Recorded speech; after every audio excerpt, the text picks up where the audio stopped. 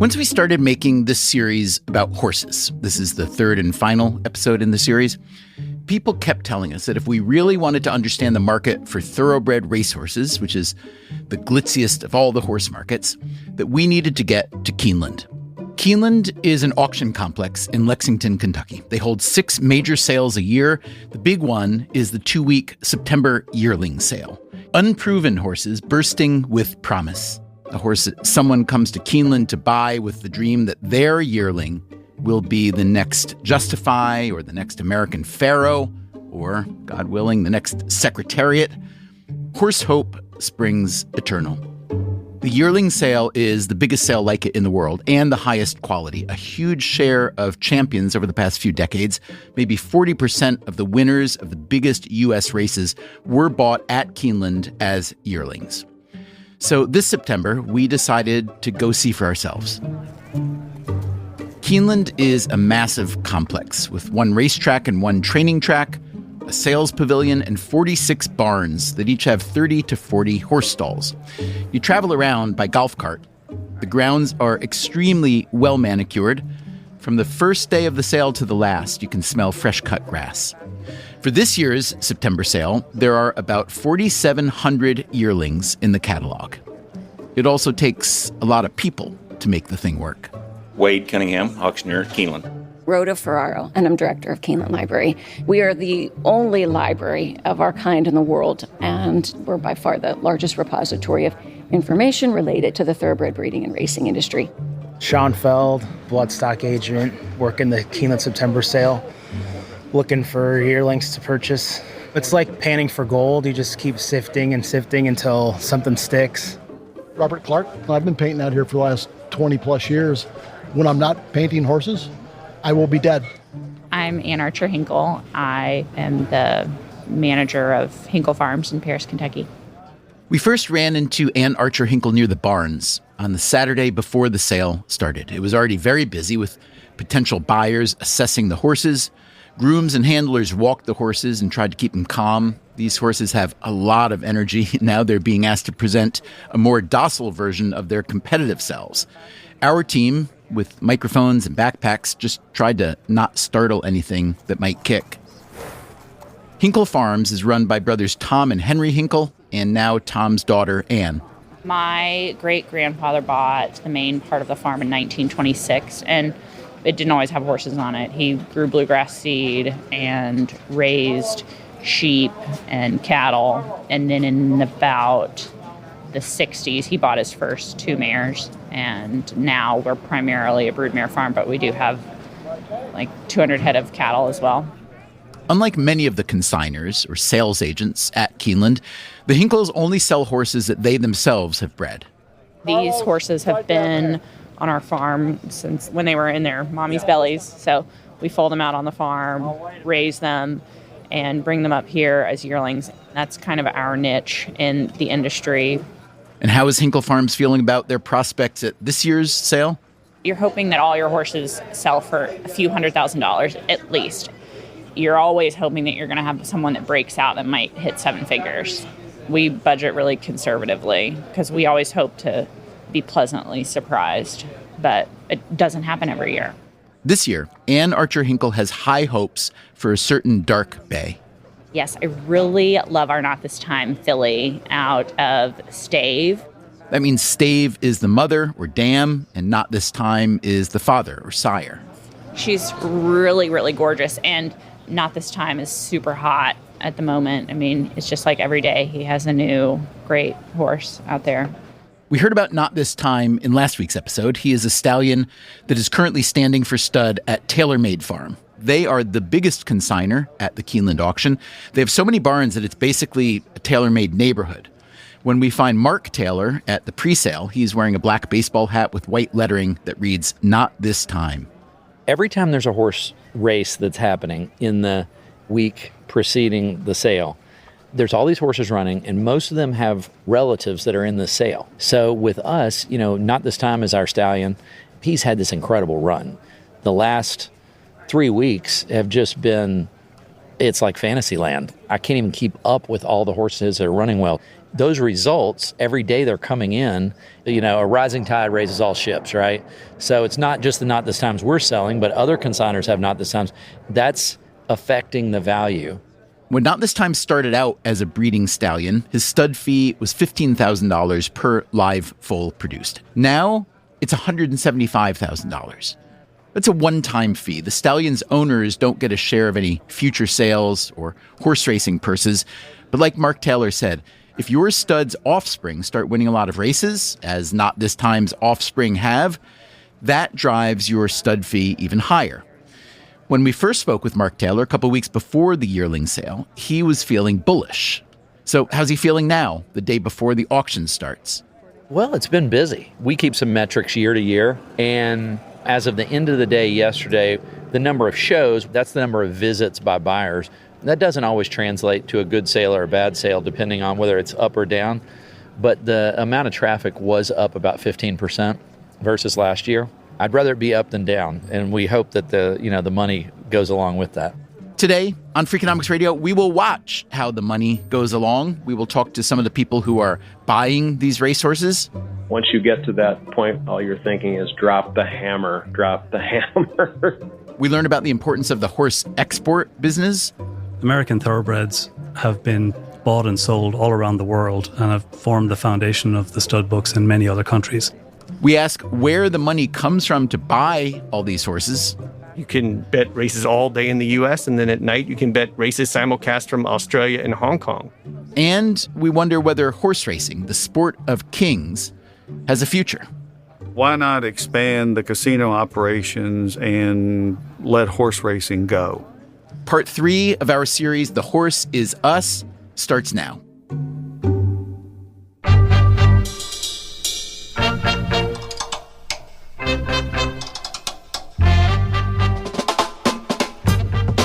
This is Freakonomics Radio, the podcast that explores the hidden side of everything, with your host, Stephen Dubner.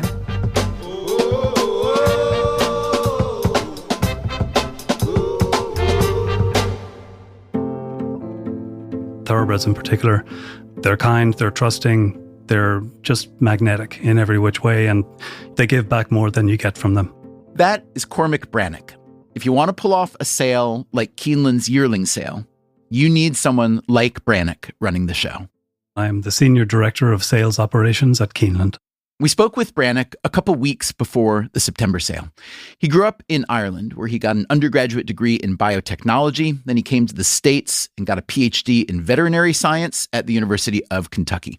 He did 6 years' worth of postdoctoral work studying horse immune systems and developing vaccines. Then he started his own bloodstock consulting firm, and he later worked for 2 big stud farms. In other words, Brannock's horse knowledge is vast. Horses are a huge part of the Irish landscape and the Irish culture. It's something that just about everybody on the street has a connection to. Either they own a piece of a horse or their neighbour does. It really is built into the society, and it's something that people take a lot of pride in. When I was growing up, my start was my father taking me to the races. Some of my first words were racehorse names at the time. Do you remember any of those early horses? A horse called Gay Fandango. I'm not sure when he was born, but it was not far from when I was born. There have been entire books written about racehorse naming. Names must obey a set of rules upheld by the Jockey Club, the official breed registry for thoroughbreds. A name cannot contain more than 18 characters. It cannot be vulgar or obscene. It cannot have any, quote, clear and contemporary commercial, artistic, or creative significance. Nor can you repeat a name, although if your horse has a famous dam or sire, you might include their name in yours. They say that about 35% of a horse's racing ability comes from its genetics. So 65% of it is environment. That would be everything from the ride the horse gets, how well the horse is trained. But at some point, there's that gray area, which is the horse's desire and its own will to win. And that really is what separates the good from the less good.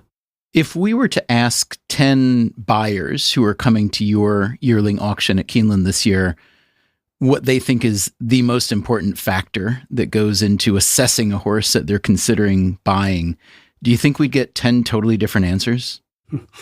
You'd probably get 3 or 4 for sure. I think the most common answer would be a horse with an athletic look. So a horse with good lines and angles that's built to be strong enough, sound enough, and athletic and fast enough to be successful for what they wanted to do.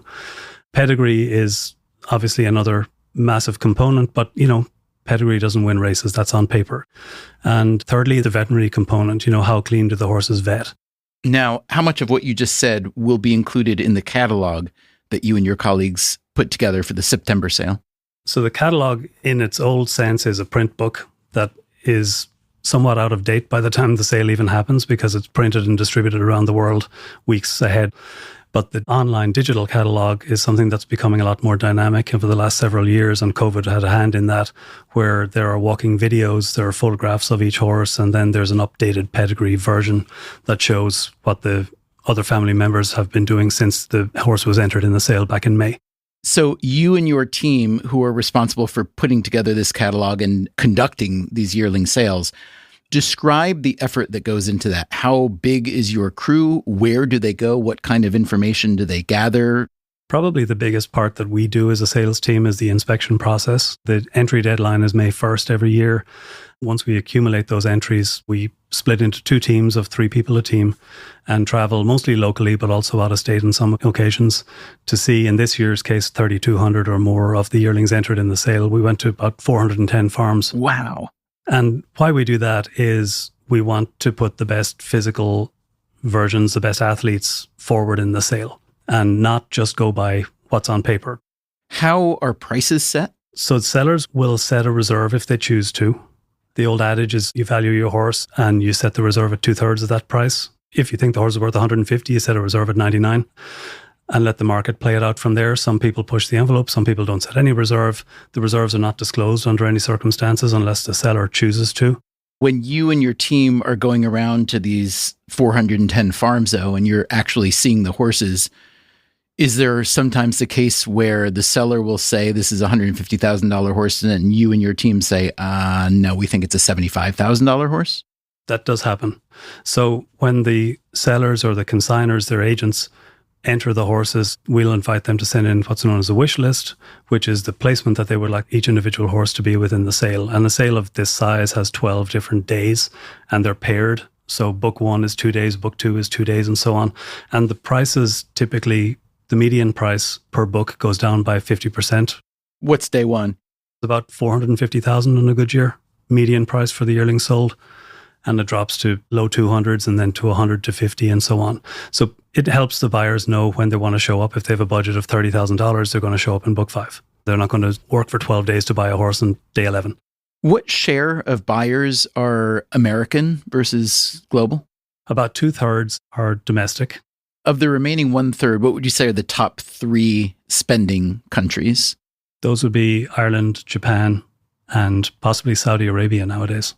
What is your function as the director of sales? Is it to act as an honest broker so that the market is as legitimate as can be? Are you perhaps instead representing the interests of Keeneland itself? Are you representing the interests of potential buyers? Well, our interests as Keeneland are the same as the sellers, which is we're partners.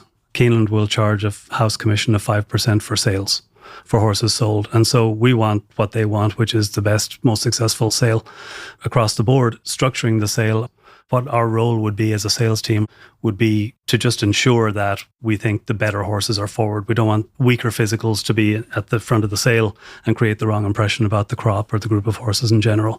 Can you just describe what the auction or the days of auction look like? Is it a live auction where every single horse is brought into the ring and people are looking at it and bidding, or is it more silent auction? It's a live auction. All the horses are here on the grounds. We use 1,600 stalls to move them in and out every day. It's a hive of activity. The horses are being shown sometimes 100 to 120 times per day, seen by prospective buyers sometimes 2 or 3 times. We have a holding barn in the back behind the actual sales ring that will hold about 12 to 14 yearlings that are the next through the ring. Talk to me about the upcoming September sale, how it will compare to previous sales in terms of size and excitement. The sale has evolved quite a lot. The September sale was a secondary sale back about 25 years ago, around the turn of the century. The July sales, that was the elite sale. And then September sale just kind of grew in vogue because it gives a little more time for yearlings to mature. They're that much older and percentage-wise quite significantly more mature. The largest September sale was in 2007, and we had 5,555 yearlings in the catalogue. But in recent times, especially since the 2008 economic crash, there's been some more selectivity among breeders. This year's catalogue is actually the largest it's been since 2010. And the quality, I think, from top to bottom is probably the strongest in my memory. I think excitement's very high. Global participation is very strong. American thoroughbreds have been bought and sold all around the world and have formed the foundation of the stud books in many other countries. There are some emerging markets in the Middle East and elsewhere that love to buy American thoroughbreds because they're known for speed. In a lot of those countries, the racing will happen on dirt, which isn't the case in Europe. And so American thoroughbreds are dirt speed horses. So I'm looking at a number, I think this is from last year's yearling sale. $411 million was the total take, is that right? It was actually $428 million after you include the horses that sold post-sale. So $411 million through the ring, but then a lot of deals get done the same day. So congratulations. That's a pretty good number. I hope you get some cut beyond your salary. We don't. And honestly, just to what Keeneland is, people think it's a non-profit. It's actually for profit, but we have a non-profit mission. Everything Keeneland makes goes back into the industry, whether that's purses or for safety and integrity measures or for local philanthropic efforts. And that's a good mission to live by. With about 4,700 horses to choose from this year, and with some $400 million at stake, how do buyers assess which horses are worth the investment? This brings us back to Emily Plant, whom we met last week, feeding a carrot to Triple Crown winner American Pharoah. Plant grew up in Kentucky as a horse-crazy kid and a competitive rider. After college, she was working full-time as a banker and was enrolled in an MBA program, but she didn't love the business world. And my academic advisor, he said, listen, you have to choose something to study that you will be okay obsessing over for the rest of your life. His name was Bob Dahlstrom. I'm so thankful for his great guidance. I said, listen, Bob, I really like horses. That's really the only thing I can see myself caring about forever. Bob was like, if you think you can write a dissertation on horses, go for it. I was living in Lexington, Kentucky, home of the Keeneland sale, and I had never actually been to a thoroughbred auction. So here I am, I'm living at the epicenter of thoroughbred racing, and I just wander into the sale on one of the opening nights of the auction.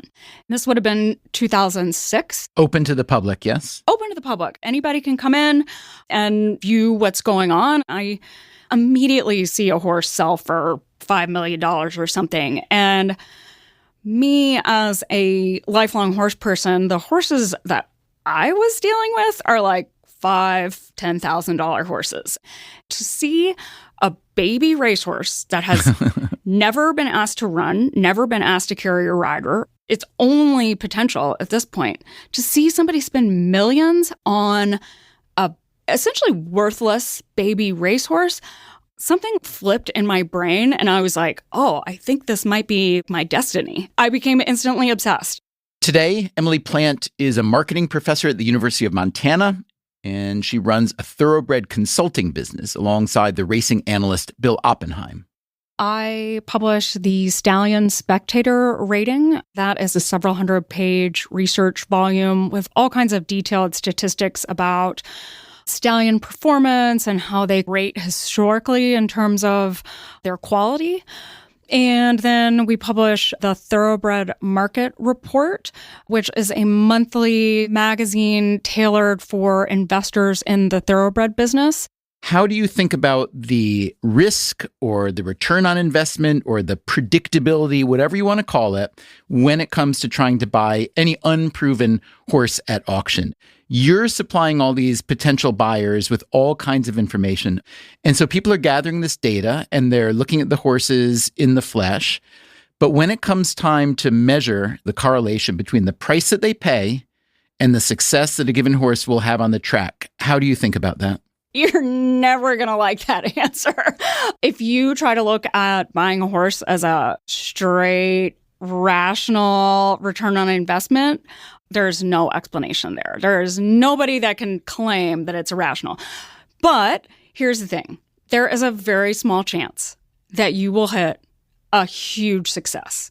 And if you do hit that huge success, your life can be changed. If you make the right decision, you can end up with essentially a living, unlimited ATM machine.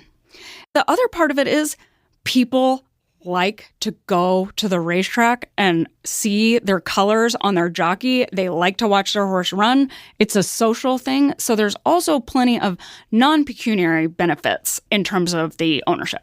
Describe what hitting it big means. Walk us through the racing, the winning races, the stud fees, et cetera, and how the ATM thing happens. There's kind of two segments to what we call the thoroughbred horse racing industry. There's the racing side, and then there's the breeding side.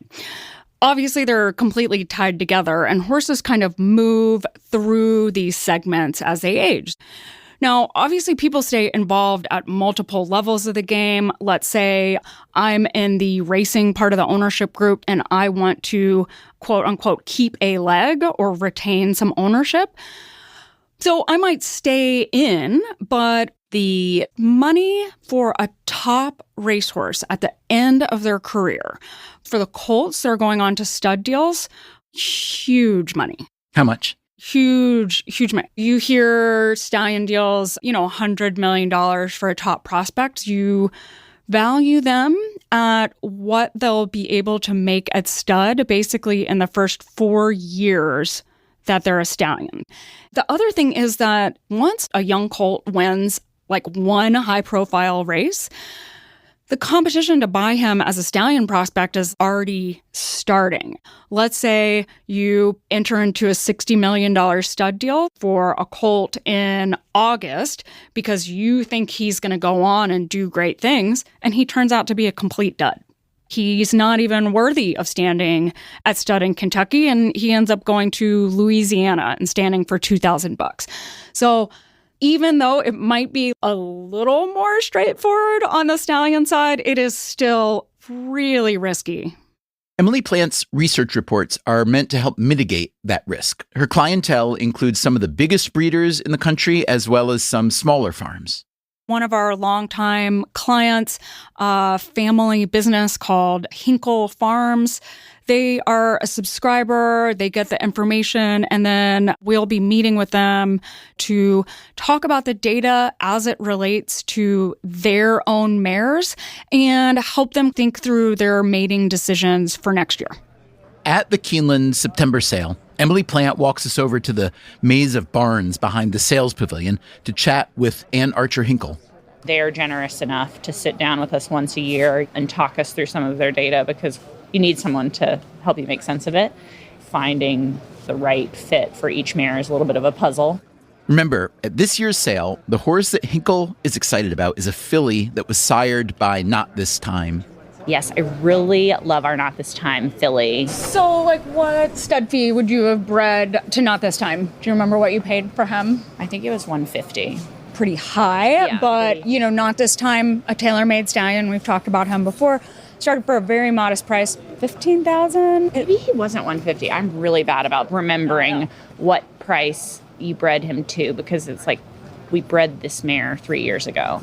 She's sort of our star. That star filly doesn't have a name yet.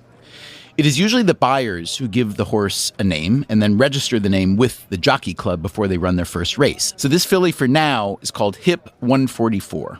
All the names here start with Hip, simply because that's the easiest place to put a big sticker with the horse's auction number. Here again is Cormac Brannock describing how the actual sale will happen. The horses come through, they go into a ring. There's seating for about 500 people in a fan-shaped pavilion, but people can bid from the back where the chutes are with two bid spotters. A horse is typically only in the ring for 60 seconds. Might be 40, it might be 3 minutes. And here, on the first day of the September sale, was the auctioneer's pitch for Hip 144. Hip number 144, property of Hinkle Farms, dark bay or brown filly by Not This Time, out of Stave by Go Sapper. By Not This Time, the number one sire of 2-year-olds in North America in earnings, wins, winners, and black type horses. This filly comes from quite a Hinkle bred family.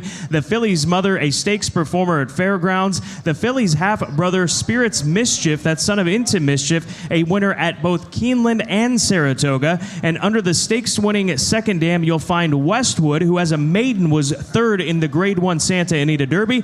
He's broke his maiden since the catalog. Won down at Del Mar recently, earnings now over $134,000. You bet. Thanks, Scott. Hit a bit of good filly. Hit a bit of 300 down 3, hit a bit of 3, hit a 100, 200, hit a bit of 1, hit a bit of 2, hit a bit of 1, 2, down 3. Hit 200, hit a bit of 3, hit a bit of 300, hit a bit of 3, 400 down 3, hit a bit of 400, hit 700, hit a bit of 7, hit a bit of 800, hit a bit of 900, hit a bit of 8, hit a bit of 9, now million. Hit 1 million, hit a bit of million, hit a bit of $1,000,000, hit a bit of 1 million wide. Hit 2 million wide, hit a bit of you done, Jesse. 2 million wide, down 2,100,000, through done 2 million wide. Thank you. Hit a bit else, 2,100,000, 2 million wide, bit of 1, bit of 1, bit of have.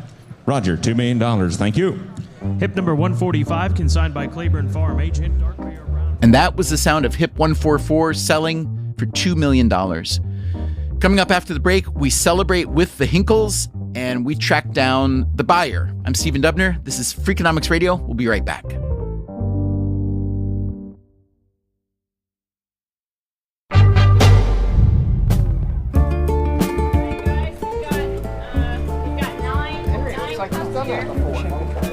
Everybody got one? Ah. Oh, yeah. Well, not bad, not bad. All right. Cheers. Yeah, cheers. Cheers. Cheers. Yeah, cheers. And to Keeneland. Cheers, guys. Cheers. After the hammer drops on Hip 144, the Hinkle Farms family is celebrating outside their barn. Champagne for everyone, grooms and handlers included. Our producer, Augusta Chapman, catches up with Ann Archer Hinkle and asks how it feels to have just sold one of the highest priced horses at this year's September sale. I feel like $2 million right now. It was beyond our expectations. Over the past few days, we definitely thought, based on the activity and the repeat interest in her, that there was a chance she could bring 7 figures. And then as we walked her up to and through the sales pavilion, just seeing all of those buyers in the back, when they actually are physically following your horse through the ring, it's a really good indication that they're still interested and they're going to bid on her. So all the big players who had been interested and looked at her several times out here at the barn were up there watching her go through. And so that's when we really started to feel good. Earlier in the sale, a colt by the same sire sold for $1.6 million. So I thought there was a chance that she could bring like $1.5 million. What were you thinking as you were seeing it bid over 1.5? Well, I mean, it was going really fast, you know, and it jumped up. It got high really fast. So I thought, okay, there's probably a chance she could hit 2 at this point. What does $2 million mean for Hinkle Farms? $2 million is incredibly significant. I mean, without disclosing like too much about like the financials of the farm, requires a tremendous amount of capital to maintain a farm. Stud fees alone are over $1 million every year. Labor's a huge expense. Veterinary expenses are enormous, and just the required maintenance of keeping up a farm. Hopefully this is a sign that we'll be profitable this year. So that was the seller of Hip 144. Who was the buyer? Scott Hyder. Hey, this is Augusta from Freakonomics. Hey, Augusta, how are you? Scott Hyder runs an investment firm in Omaha, Nebraska. He has also been investing in thoroughbreds for about 30 years. He tends to buy only female horses. As racehorses, they tend to be slower than males, but he likes their residual value as brood mares. So how does Hyder decide which horse to buy? I would say to you, similar to the investing world, the thoroughbred business is truly the intersection of intellect and instinct. You've got to be clearly smart enough, but it can't just be purely intellectual. Instinct is a beautiful thing, and usually that only comes to somebody through trial and error and learning from mistakes. Usually you learn much more from mistakes than successes. When you're at the Keeneland sales, when you have thousands of buyers looking at the same horses, people are drawing different conclusions. Sometimes it's the physical attributes. Sometimes it's the bloodlines. Other people actually are going into biomechanics. The horse that Hyder settled on at Keeneland, the only horse he bought this year, was the Hinkle Farms filly Hip 144. Hyder sat in the ring and handled the live bidding himself. And what's that feel like? The bidding was stronger than I thought it would be, for sure. I had kind of valued her at that $1.5 million number, which is plenty. And the bidding continued. 10 years ago, I would have maybe paused and not kept pushing a couple bids further, but I quickly said, well, this is the filly we really want. If we can make her successful at the track, this is the filly that will become a future mother with us, a broodmare. I'll push and I'll go a little higher. But immediately when that 1.5 got surpassed, I had said in my mind, we will not go above 2, period. So that was my final bid. Once you get to that point when it's the final bid in your head and you know you've just made it, all you're thinking is drop the hammer, stop. It's interesting in the auction world because there are some levels that are psychologically like a wall. $1 million, when that goes up on the board, it can be a wall and it stops.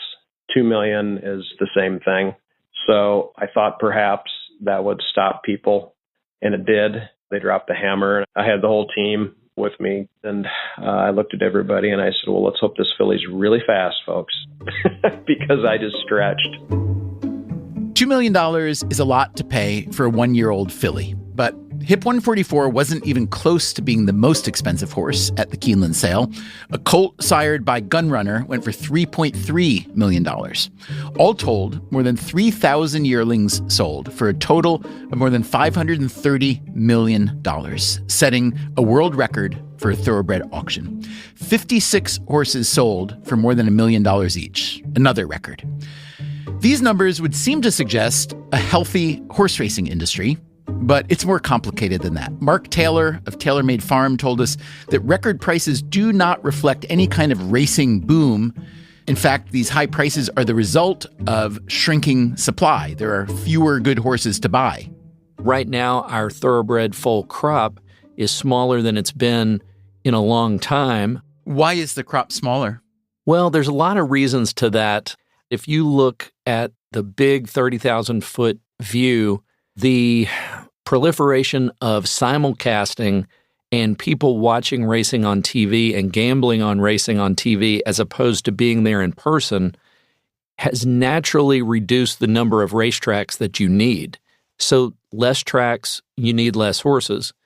On the other side of that, on the breeding end, if you go back, my grandfather was born in the 1890s. So he used horses every day. In fact, he had a business where he would haul supplies back and forth between Frankfort, Kentucky, and Louisville, and then some to Lexington. His whole business and his whole life was tied to horses, mules, cattle, animals of all types. So obviously it was very easy for him to get attracted to racing and be fascinated by that and love horses. You fast forward to my father, who was born in 1924, right before the Depression. He grew up on that farm, raising horses, working the land, doing those kind of things, went to World War II, came back, and then got into the thoroughbred business. But after he returned, in my dad's class, everybody rode horses to school. I graduated from high school in 1987. Maybe 25% of the people in my class of 200 would have some familiarity with horses. My son, who graduated 4 years ago from high school, I bet there was only 10% that have any familiarity with horses. So that's a long answer to why the foal crop is shrinking. I just think that that's faded because of cultural shifts. One reason that horse racing popularity has fallen off certainly was concern about the animals themselves. Some people just don't like the idea of an animal being raced for our enjoyment. Most people I know who are horse people say that's a crazy concern because a good racehorse loves running, I gather. Please correct me if I'm wrong, but I gather that's Yes, you're 100% right. But then there's also a pretty long history of horses being mistreated or abused or exploited by trainers, I guess, primarily. Talk to me about that. What would you say to someone for whom that's the main objection? First of all, I understand and I validate what you're saying because we all love horses, and we don't want them to be neglected or abused. I personally believe horses are born to run, not to use the cliche, but we see them when they're born and they come out of their mother and they stand up within 20 minutes, and their instinct is to get moving because predators, fight or flight, they want to get going. Horses 24, 48 hours old are out running with their mother. You see the babies actually racing against each other unprompted by humans. It's their gift, right? We're not perfect. We still have strides to make, but I think the industry has really rallied behind horse care, horse protection. HISA is the new federal legislation that oversees the safety and medication and testing and those types of things. It's a very polarizing organization, and I don't think it's perfect yet, but I do believe that now we can say we're looking at these horses and making sure that they are sound and able to compete safely. We're limiting crop use in the race. We're certifying the tracks. We're making sure that these surfaces are as safe as they can possibly be. Will we ever have a sport that has 0 horse fatalities? And the answer is no, we won't. But if the horses had a vote and they said, we can just stop producing horses, or we're going to keep producing horses and you're going to participate in this sport, the horses want to participate. HISA stands for both the Horse Racing Integrity and Safety Act and the Horse Racing Integrity and Safety Authority, which is a private organization founded just 5 years ago. The fact is, horse racing is already in serious decline. The number of races run at U.S. tracks has fallen by more than half since the late 1980s. I talked about this with Richard Migliore, who, after a long and successful career as a jockey, is now a TV analyst for horse racing. Racing is not as popular as it once was. There was a period of time when I was in the prime of my career where it was not uncommon to have 20,000 people at Aqueduct on a weekday. And we would race 6 days a week. We're down to 5 days a week during Saratoga, 4 days a week pretty much the rest of the year. So there's been a decline in number of racing days. A lot of racetracks have closed. I could go through a list of tracks that I rode at that are now defunct. Name a few. Well, Hollywood Park in California, Suffolk Downs in New England, Garden State, and Atlantic City in New Jersey. I am just touching the surface here. There's a lot. Now, obviously, technology, they don't have to be at the races to wager. The problem with that is there will be a day when the people that are wagering online, off-site, those people are going to die out, lose interest, move on to something else. And where is the next generation of people that are going to start wagering on racing? I don't think someone's going to magically wake up in the morning and go, I think I'm going to start betting on horses today online if they've never experienced the event. It may not be a problem for 10 years, 20 years, 30 years, but it will be a problem. But for now, there are some people who wake up every day ready to bet on horses. I mean, horse racing, even overall as a sport, is like joining a cult. And that is? Marshall Graham. I'm a professor of economics at Rhodes College in Memphis, Tennessee. I'm a horse player, horse owner, horse breeder. Do you also teach about horse trading and or racing at the college? I do. I teach the economics of racetrack wagering markets. I've taught the course 3 times. The last time I taught it in the spring of 2022, I had 75 students, which I think was the biggest course on campus.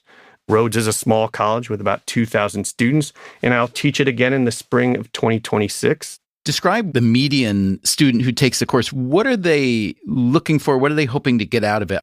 Obviously, it's going to jump out in any course catalog as demonstrably different and more interesting than a lot of college courses. But is it the kind of people who are wanting to get into the horse industry, whether on the racing side or some other side? Is it people who are just curious about horses generally? Is it people who want to be better gamblers?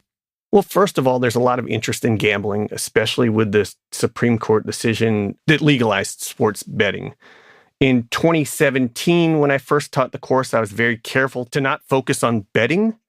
I talk a lot about small sample size decision-making instead of betting, and now I feel less concerned about that. Playing horses is very different. I think that a lot of the students are familiar with sports betting. But horse racing is different and unique enough, and so it allows them to enter a world that most of them know nothing about. Initially, when I taught the course, it's mostly guys. If you look at sports bettors, next weekend is the National Horse Players Championships, and most of them are guys. Tell me a little bit about the National Horse Players Championship. Will you be there again this year? I will be there. I'll be there for the 11th time. It's a tournament that this year is going to have 800 participants. It's in a giant ballroom at the Horseshoe Casino. In Vegas? In Vegas. There's basically every track running. You can play those races. It's a mythical contest, meaning you make mythical $2 win place bets. A win bet is obviously if your horse wins, your bet wins. A place bet is your horse finishes first or second. Mythical meaning it's like a poker championship. You're not playing with real money. You're playing with chips. Exactly. And the payouts are determined by the payouts on the tote board. So you have to pick horses that win races, but you also have to bring in horses that have decent prices as well. You can't just pick all favorites, and you can't just pick all long shots. You got to hit a lot of races. And then the top 10% advance to the final day. I think last year the winner won $800,000. How hard is it to qualify? How good do you have to be? How good are you is what I'm really trying to find out. Well, I think that if you persist enough, you can qualify. It is in some ways a total crapshoot because there's 800 people participating. The whole contest, if you make it all the way through, is like 57 races. Playing 57 races is not exactly like playing 57 hands of poker and determining who's the best. It's not a huge sample. So it's a crapshoot, but it is an opportunity to meet other horse players. And betting on horses can be a fairly independent experience. A little lonely, you mean? Yeah. I mean, you're doing it often now from your home, right? Horse players, a lot of them now play online. I'm in Memphis, Tennessee. There's no racetrack. The nearest racetrack to me is 3 hours away. So I'm playing at home, watching the races on television. I will text my friends, but all these friends I have met through the NHC. It's in a way a horse players convention. So it brings horse players together and you meet other people with your same obsessive interest. It's not a sport that a lot of people necessarily know about. Horse racing has a great history in the U.S., and it was certainly one of the most popular sports in America up to a certain point. But now, not many people know it exists outside of the Triple Crown. Tell me some things that you love about it. There's language, there's excitement, there's the animals themselves, et cetera, et cetera. But for people who don't know the ecosystem at all, what is it that makes you so enthusiastic, makes you spend so much time on it, spend money on it, link it with your profession? Well, first of all, I think there's nothing more exciting than a race. The pageantry, the competitiveness, and races themselves are exciting. As a horse player, I get to spend whether it's $2 or whatever I bet, I feel like at least for that 1 minute and 12 seconds or 2 minutes or however long it is, I feel like I own that horse. The race itself is exciting. And I remember as a kid watching the Kentucky Derby and, realizing the sport existed. The race itself was so exciting and wanting to learn more. I was a newspaper kid and there were 2 pages on horse racing. It was numbers and charts. The guy who wrote about horse racing in the Washington Post was a guy named Andy Beyer. Beyer was the popularizer of speed figures. As a high schooler, I bought his books. I was at the age where a lot of boys get into baseball because of all the statistics. I love baseball, but I realized that horse racing was the same. You could bet on horses and be an active participant. I remember when I turned 18, I drove to Pimlico. I still remember the first horse I made a bet on, a horse named Quail Rid Swap. How'd you do? Oh, the horse won. So take a step back again for a second. I'm just trying to put together the pieces of the Marshall Graham constellation because there's professor and there's horse player and then there's horse buyer and seller as well. How do you describe the totality of the things you do? I'm horse player first. On a typical weekend, I'll watch the races and I'll bet the horses. Maybe I'll play in a handicapping tournament. That has led to everything else, right? That has opened up research avenues for me as an academic. I got my PhD. I realized at some point I'd written my dissertation on banking regulation, which is ultimately really boring. We have this search engine called Econ Lit, where you can look at all academic articles and realize there was this huge literature that's tangentially related to horse racing. And so with a colleague of mine, we gathered a data set and looked closer at betting markets, and that made my academic career. It's really all back to betting on horses. And then as a result of that, eventually got into the claiming game, got into the partnership game, breed race horses, and that's ultimately sprung out from my interest first as a horse player. Walk me through those different components from the ROI or financial impact. I know you're an economics professor, and presumably that's just a straight up salary. There's no parlay, there's no daily double on your salary, correct? Straight up regular salary? Yeah, straight up regular salary. Okay, then you're a horse player. Tell me, if you're willing, how much you might bet in a given year and what your long-term ROI has been. So it depends on how you measure things. I've had good years. There was a year in 2020 where I won the Breeders' Cup betting championships. That, along with the National Horse Players Championship, are probably the two biggest events. In that event, I turned a $7,500 bankroll into $170,000 over the course of 2 days. Nicely done. And then got an additional $350,000 in prize money for winning the contest. So that was a big score. I've had years that have been very good years as horse player, and I've had others that are struggles. When you say struggle, you lose money in a given year, yeah? Yeah, lose money, right? So there are ups and downs, and I've been driven a little bit more by an outlying big score, right? A big score like that, a $500,000 score is going to make your year.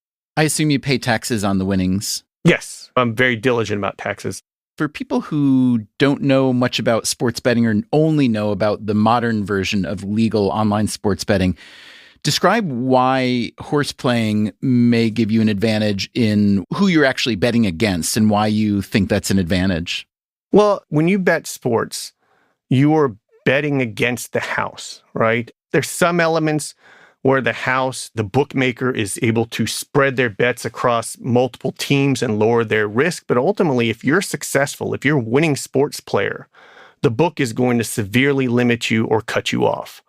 As a horse player, the game is pari-mutuel, meaning that all the house does is collect the money, and then they redistribute the winnings to whoever holds the winning tickets. So everyone makes their bets, the house takes their little cut called the takeout, and then they distribute the pool to whoever holds winning tickets. If more people hold winning tickets, then the price is lower. The favorite has the most winning tickets on it. And then if there are very few winning tickets, the price is higher. The whole system was developed by a Paris perfumer named Pierre Allure as a way to protect bookmakers, because this is a system where the takeout is fixed, and so bookmakers can't lose. The house can't lose. All the house is concerned with is that there are people betting their product. So they want to do more to encourage people betting their product. The house doesn't care if you win or lose. And so in that environment, you're really facing other horse players, other casual players, people who just might be betting the jockey or the color of the horse. You're betting other professionals. Now more than ever, you're betting other computer teams. Horse racing has always been legal. There was this sort of national religious movement that led to prohibition, that also led to eliminating a lot of racetracks in the early 1900s. Then with the Great Depression, horse racing made a comeback as a way to help governments fund themselves.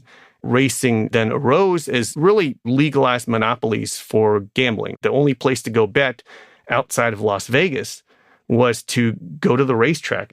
Racing had its heydays between the 1930s and the 1970s. If you look at, for example, 1968, which I think is maybe the high point of racing, it's right before simulcasting.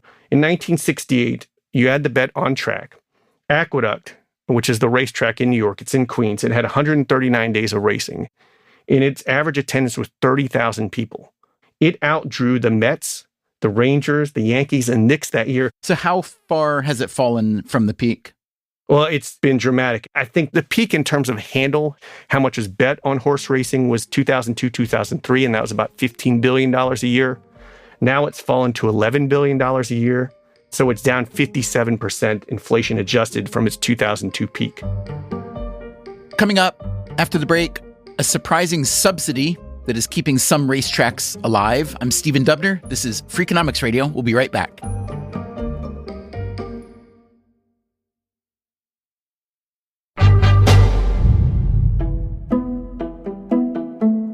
Here's something you might want to know about thoroughbred racehorses. Even though they are getting more and more expensive, they aren't getting any faster. There are also fewer races for them to run in. And while there's still a lot of money bet on horse racing, $11 billion a year in the U.S., that number has been falling significantly over the past couple decades, as the economist Marshall Graham was telling us before the break. The problem, Graham says, is that horse racing used to have something close to a monopoly on legal gambling. the erosion started to occur as more and more gambling became legal. Initially, there was the New Hampshire lottery in 1964. New York started off-track betting, which initially helped the racetracks in 1971, but ultimately led to fewer and fewer people going. Atlantic City came in 1978. Then you had the proliferation of casino gambling in most states. The Wire Act in 1961 really clamped down on sports betting, but it was amended in 1978 to exempt interstate parimutuel wagering. So that allowed for the advent of what's called full card simulcasting, where a racetrack like Churchill Downs could take its race signal and broadcast it to anybody. So first they would broadcast to other tracks and then to OTBs and now online. And so by the 1990s, you could have an online account and bet horse racing. You couldn't bet sports online until the last 5 years. Right. And now, as we all know, in many places there is legal gambling on just about any sport, and there is a lot less money being bet on horses. On the other hand, because it's a parimutuel system, you're not betting against the house, you're betting against other horse players. And if you're a sophisticated horse player, which you are, and especially if you're a computer-assisted horse bettor, then even though the overall money involved is much less, I would think that the better, more sophisticated players have even more leverage than they used to, and therefore it would be an even more profitable business for them than it used to be? I would say part of that is true. Because of access and technology, if you have an edge, it's easier to exploit. Whereas in the past, if I liked a racehorse, I had to drive to the racetrack. Now it's easy to bet online, and you can wake up in the morning and bet races from South Africa and the UK. You can bet races all day in the US, and then at night you can bet races simulcast from Australia and Hong Kong. The downside of it is the casual player is disappearing from the market. They're drawn to sports betting. They're drawn to slot machines. So it's become shark against shark, and it's become more and more monopolized by computer players. That's not only for racing. And if you're betting sports, you're certainly going up against people who are involved in computer modeling. Or the stock market. The stock market, right. It's exactly right. Now, it's a little bit different in racing, though, because the market is parimutuel. The effect the computer teams have on the wagering market is that they certainly change prices, but they can change prices that you think you're going to get based upon... Because of last click betting, you mean? Because of last click betting. And I think that's the important thing. When the system was developed, it was developed when everyone was betting on track. If you're at the back of the line, you know you're not going to get to the window. Yeah, you know you're not going to get shut out. And so it was impractical for someone to try to arbitrage prices. In its very simplest form, what they're doing is some form of arbitrage. They're in part using their models, but not only are they using their models, they're also using public information. The early computer modelers, a guy named Bill Benter, probably the most famous one, based upon his Hong Kong modeling, realized that the public was the most important piece of information. The public is very smart, and collectively they do a very good job at establishing the price. The computer models not only use standard handicapping models based upon historical data, they will also input the odds themselves. And then from that, they'll make decisions or build probabilities based upon how they perceive a race is going to go, and then bet those probabilities against the odds to basically arb away price differences. And that leads to dramatic price shifts at the end of betting. So you can see horse go from, 8-1 to 5-2 in the last couple clicks. That's really what's changed the game, especially in the last 5 years. And if I'm a horse player that's behind driving down those odds from the 8-1 to 5-2, what am I doing like 15 minutes before the last click? Am I trying to manipulate the price then to get more money flowing my way once I make those last click bets? I mean, there would be people who would argue that would be true, that the teams may feint, right? And that they may inflate the price of horses they'd like to bet and then come back the other way and willingly lose that money because they can't cancel their bets, and then bet more heavily on the ones that they like at the last click, in the last flash. But there's no hard evidence of that. Okay, one last question, and a big one. Considering all the ground we've covered, what do you see as the future of the horse racing industry, at least in the U.S.? I think the future is discouraging. Racing has had decades where they have been the legal monopoly. I don't think they've adjusted well to the competition they've been facing. And so it's a game that is still priced probably inappropriately right? The takeout that we've talked about is still for a retail player between 18 and 30%, whereas for a sports bet, it is a lot cheaper. Changing the prices are difficult for the racetracks. They have to go through regulatory boards. And unfortunately, the racetracks and the industry themselves spend as much time lobbying politicians as they do worrying about their fan base. And what is the horse racing lobby trying to accomplish? Well, it's a pretty long list. More race days, a better revenue split, maybe some tax incentives to maintain their historic facilities. And there's one other big area where the racing lobby has had success: getting states to give them a share of the proceeds from all the new online sports betting, all that DraftKings and FanDuel money. That's right. In some states, your NFL and NBA bets are helping to prop up the fading horse racing industry. And we came across one more potential bright spot for racing. You know, that's the business model now, is the racino. That is Thomas Lambert, an economist at the University of Louisville. And what is a racino? You've got track facilities next to a casino, or here in Kentucky, not a full-blown casino, but just all of the machines. That is a major source of revenue for those tracks and states which have HHR, historical horse racing machines. And what's a historical horse racing machine? For all practical purposes, you can call them slot machines or electronic gaming devices, except that they're slightly different. The results are based upon historical records, data of win-place show records of horse races going all the way back to 1990. So rather than betting on a live horse, you place your bet in a video slot machine that reruns a race from the past, a real race, but you're not given enough details about the horse or jockey or track to look up the race and cheat. We have several tracks throughout the state which have racing going on when it's the season, and then the rest of the year you have people using these HHR machines. That's where the money is right now, and the money from that is used by a lot of these tracks to supplement their purses for when the races are in session. Historical horse racing machines in Kentucky take in much more money these days than live race betting. So how does Thomas Lambert think about the future of horse racing? Over the long term, I guess the key question is, if they are making so much money from the casino side of the operations, then why not expand the casino operations and let horse racing go? Now, there are exceptions. You have the premier racetracks, Churchill Downs, Belmont, Pimlico, and then, of course, you have these very important, large, well-known races in the Breeders' Cup, etc. I think those will continue. They're very popular. They attract large crowds, even though the general rule is that attendance is falling. So we'll have the premier races and the premier tracks continuing. What happens to the lower tier tracks is another question, at least in my mind. My thanks to Thomas Lambert and to the many other people who helped us learn about the horse industry and horse history and just horses over these past few episodes. There is a lot to learn, and I came in knowing very little. Also, if I'm being honest, with a tiny bit of anti-horse bias. Like I said earlier, even though I grew up in the countryside, I spent very little time with horses, and I felt they were a little too big and scary. And then when I moved to New York City years ago, I had a girlfriend who grew up riding horses. So for her birthday, I arranged for her to ride a horse through Central Park on the bridle path. There used to be a stable on the Upper West Side. So we went to the stable. She got on the horse, and we headed over towards the park on a cross street, her on the horse, me on foot.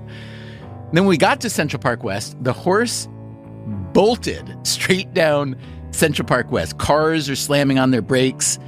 Bicyclists and pedestrians are jumping out of the way. My girlfriend is hanging on with everything she had. I guess the horse just wanted to get back to the stable. To this day, I am amazed that no one was hurt. But yeah, that was enough horse adventure for me. Until now. I loved making this series. I loved learning about the economics of the horse industry and the science and the soul of it. There are so many people with so many different reasons for loving horses. I will probably never become a horse person myself, but I see you, horse people.